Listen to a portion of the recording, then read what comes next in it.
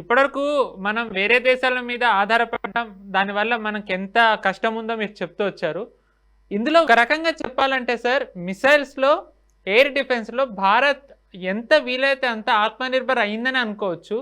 దానికి ఉదాహరణ ఏంటి అంటే, లాస్ట్ వీక్ కాకుండా ముందు వీక్ ఆస్త్రా మిసైల్‌ని భారత్ విజయవంతంగా ప్రయోగించిందని చెప్పి అనౌన్స్ చేశారు. లాస్ట్ వీక్ ఏమో Agni, Prithvi, at the same time Akash air defence. 3 missiles, ఒకటి air defence, surface to air missile అనే అనొచ్చు దాన్ని కూడా. 4 ప్రయోగాలు విజయవంతం అవ్వడం ఇది నిజంగానే మన భారత్ ఏదైతే అంటోందో దానికి ఒక ఎగ్జాంపుల్గా, ఎట్ ది సేమ్ టైం చైనాకి ఇంకా పాకిస్తాన్కి ఒక సందేశం అని కూడా అనుకోవచ్చా సార్? కరెక్ట్, తప్పకుండా. మనం యాక్చువల్గా పాకిస్తానే కాదు, చైనాకి సందేశం పంపించాం అక్కడ. ఎందుకంటే మనం ఆకాష్ ప్రైమ్ అన్నది లద్దాఖ్ లో టెస్ట్ చేసాం. అవును. 15,000 అడుగుల పైన టెస్ట్ చేసాం. అవును. అంటే మనకు ఆక్సిజన్ చాలా తక్కువ ఉంటుంది. తక్కువ ఆక్సిజన్ లెవెల్స్ ఉన్నటువంటి ప్రాంతం నుంచి మనం ఫైర్ చేసి, అది ఆకాష్ ప్రైమ్ అంటే దీని యొక్క డిస్టెన్స్ మనకు ఆఫ్ కోర్స్ క్లాసిఫైడ్ మనం చెప్పట్లేదు. మనకు గతంలో ఉన్నటువంటి దానికంటే కూడా ఇంకా చాలా దూరం కొట్టగలిగినట్టు, ఆల్మోస్ట్ డబుల్ డిస్టెన్స్ కొట్టగలిగినటువంటి క్షమత ఉంది అని మనకు అర్థమవుతుంది. గతంలో మనకి 18 కిలోమీటర్ల దూరంలో ఉన్నటువంటి టార్గెట్స్ ఎంగేజ్ చేసేది ఉంటే కానీ ఇప్పుడు 30 కిలోమీటర్ల దాకా మనం ఎంగేజ్ చేయగలం. కాబట్టి ఆకాష్ ప్రైమ్ అన్నది ఫస్ట్ ఆఫ్ కోర్స్ ఇది ఒక డిఫెన్సివ్ వెపన్ కింద మనం చూడొచ్చు. ఎందుకంటే మనకు మన ఆపరేషన్ సింధూర్ లో ఆకాష్ ఎంత అద్భుతంగా పనిచేసిందో మనం చూసి, పాకిస్తాన్ నుంచి వచ్చిన ప్రతి మిజైల్ ని మనం కంప్లీట్ గా దాన్ని నాశనం చేయగలిగాం. ఇన్ఫాక్ట్ ఈవెన్ పీవీఆర్ఎంస్ కూడా మనం కొట్టగలిగాం. ఫర్ ఇన్స్టెన్స్ మనకు చైనా ఇచ్చినటువంటి PL-15E కూడా మనం కొట్టగలిగాం. ఆఫ్ కోర్స్ ఏ మిసైల్ తోటి ఏది కొట్టారని మన నేవీ కానీ, మన ఎయిర్ ఫోర్స్ కానీ, ఆర్మీ కానీ ఎవరు కూడా రివీల్ చేయలేదు. కానీ ఇవన్నీ స్పెక్యులేషన్. మన మాక్సిమం మన ఆకాశే వాడామని మనం తెలుసుకోం. కానీ సింధూర్ వరకు చాలా పరిమితమైనటువంటి ఎఫర్ట్స్ లో మనకు ఉన్నటువంటి ఆ చిన్న 3 రోజుల ఆపరేషన్ లో చాలా అద్భుతంగా పనిచేస్తుంది. కానీ రోజుల్లో మనకి ఇంకా ఈ యొక్క థ్రెట్ పర్సెప్షన్, ఇంకా మన మీద జరగబోతున్న దాడులు ఇంకా పెద్ద ఎత్తున ఉండబోతున్నాయి. బహుశా చైనా యొక్క దీంట్లో చాలా సీరియస్ గా ఇన్వాల్వ్ అయ్యేటువంటి ప్రమాదాలు ఉన్నాయి. అందుకనే ఆకాష్ ప్రైమ్ అన్నది మనకు చాలా క్రూషియల్. ఆకాష్ ప్రైమ్ అన్నది మనం లద్దాఖ్ లో టెస్ట్ చేయడం అన్నది డైరెక్ట్ గా చైనాకే మెసేజ్. ఎందుకంటే పాకిస్తాన్ చూపించాం, వాళ్ళ స్తోమత ఏంటో చూపించాం. పాకిస్తాన్ లో ఉన్నటువంటి వెపన్స్ కూడా 81% చైనీస్ వే కదా. నెక్స్ట్ లెవెల్లో వాళ్ళు చైనా కూడా ఏం చేస్తుంది, వాళ్ళ దగ్గర ఉన్నటువంటి టాప్ మోస్ట్ అస్త్రాలు ఎవరికి ఇవ్వరు. నెక్స్ట్ లెవెల్లో ఉన్నవో, సెకండ్ లెవెల్లో, థర్డ్ లెవెల్లో ఎక్స్పోర్ట్ కి సంబంధించినవి కొన్ని మాత్రమే వాళ్ళు పాకిస్తాన్ ఇచ్చారు. అంటే చైనా దగ్గర పాకిస్తాన్ లో ఉన్నటువంటి అస్త్రాల కంటే ఇంకా క్షమత ఉన్నటువంటి, కేపబుల్ ఉన్నటువంటి అస్త్రాలు వాళ్ళ దగ్గర ఉన్నాయి వాళ్ళ దగ్గర. కాబట్టి వాటి హ్యాండిల్ చేయాలంటే మనకి నెక్స్ట్ లెవెల్ కావాలి. కాబట్టి అర్జెంట్ గా మనం ఇచ్చేసాం. ఆకాష్ ప్రైమ్ అనేది మనం టెస్ట్ చేసాం. అలాగే అగ్ని, పృథ్వీ, ఈ రెండు కూడా మనకు గతంలో ఉన్నవే, మన దగ్గర లేను కదా.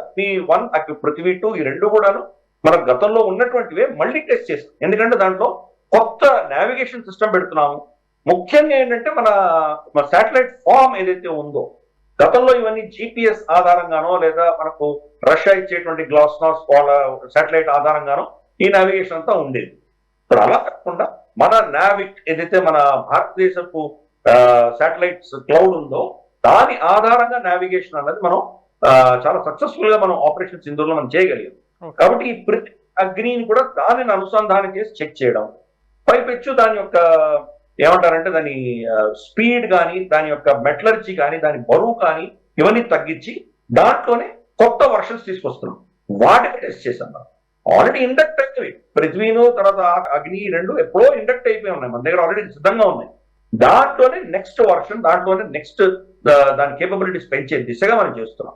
అలాగే జామింగ్, దాంట్లో జామ్ చేయొచ్చు. ఒకసారి వాళ్ళు జామ్ చేశారంటే మనం చూసాం, మనం చాలా చైనీస్ మిసైల్స్ అని జామ్ చేయగలిగాం, ఎలక్ట్రానిక్ జామ్ చేయగలిగాం. కాబట్టి అటువంటి దానికి తట్టుకుని వాళ్ళు మన మిసైల్స్ ని జామ్ చేయలేకుండా మనం కొట్టగలిగినటువంటి కెపాసిటీ దాంట్లో పెట్టాం. అందుకని కొత్త మిసైల్స్ ఒక ఎత్తు అయితే, ఆకాష్ ప్రైమ్ లాంటివి కొత్త మిసైల్స్ మనం టెస్ట్ చేయడం ఒక ఎత్తు అయితే, ఆల్రెడీ ఇండక్ట్ అయిన వాటిని కూడా మళ్ళీ రీటెస్ట్ చేస్తున్నాం, మళ్ళీ కొత్తగా టెస్ట్ చేస్తున్నాము.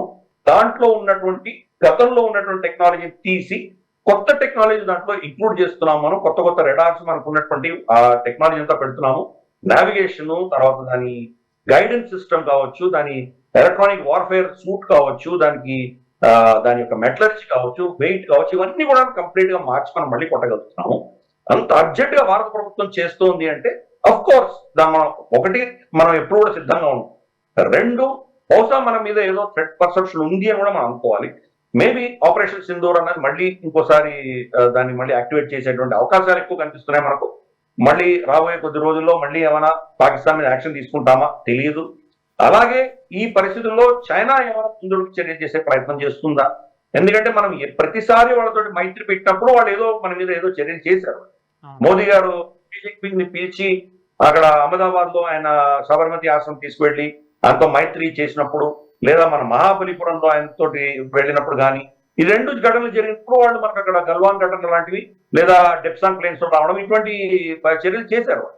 ఇప్పుడు కూడా జయశంకర్ గారు, రాజ్నాథ్ సింగ్ గారు, అజిత్ దోవల్ గారు వీళ్ళందరూ వెళ్ళి బెయిజింగ్ లో వెళ్ళి మాట్లాడి రావడం, మెల్లిమెల్లిగా వాళ్ళ టూరిస్ట్ వీసా ఇస్తామని చెప్పడము, మానసరోవర్ని వాళ్ళు ఓపెన్ చేయడం, ఇవన్నీ కొంత నార్మలైజ్ అయ్యే ప్రక్రియలో వాళ్ళు ఇదే అందులో చూసుకొని ఎక్కడో మళ్ళీ వాళ్ళు ఏదైనా చేసేటువంటి ప్రమాదం ఉంది. కాబట్టి దానికి కూడా మనం సిద్ధపడతాం.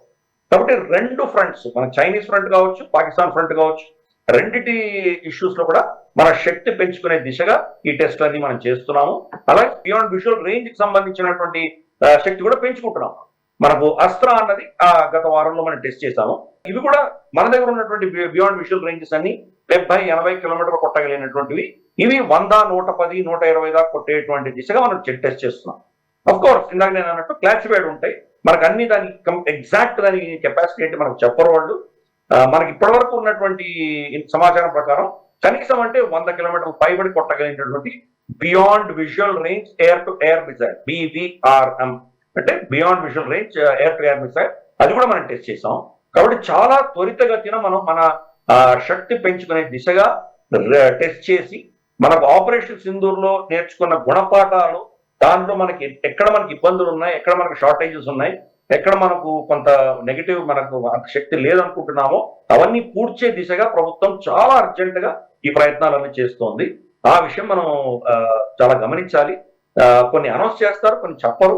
కానీ అల్టిమేట్ గా మనం మనకు గతంలో ఉన్నటువంటి పరిస్థితి నుంచి మనం నెక్స్ట్ లెవెల్ ఇద్దాం. ఎందుకంటే మనం ఆపరేషన్ సింధూర్లో ఏం చేశామో ఇవన్నీ ఆల్రెడీ శత్రువుకు తెలుసు. కాబట్టి దాన్ని కౌంటర్ చేసే ప్రయత్నం వాడు చేస్తారు. కాబట్టి మనం ఇప్పుడు దానికి నెక్స్ట్ లెవెల్ వెళ్ళాలి, నెక్స్ట్ గేర్ కు వెళ్ళేటువంటి ప్రయత్నం భారత ప్రభుత్వం చేస్తుంది. కాబట్టి ఈ 4 అస్త్రాలని టెస్ట్ చేసి చాలా సక్సెస్ఫుల్ గా టెస్ట్ చేసినందుకు మన సైంటిస్టులను, మన ఫోర్సెస్ ని, తర్వాత ప్రభుత్వాన్ని అందరినీ కూడా మనం అభినందిద్దాం. ఈ వీడియో మీకు నచ్చినట్టయితే లైక్ చేయండి, 10 మందికి షేర్ చేయండి. అలాగే కామెంట్ల రూపంలో మీ అభిప్రాయాలను మాతో పంచుకోండి. Nationalist hub group of channels ను సబ్స్క్రైబ్ చేసుకుని తెలుగునాట జాతీయవాద జర్నలిజాన్ని ప్రోత్సహించండి. ఈ వీడియో కింద ఉన్న బెల్ ఐకాన్ పై క్లిక్ చేయడం మర్చిపోవద్దు.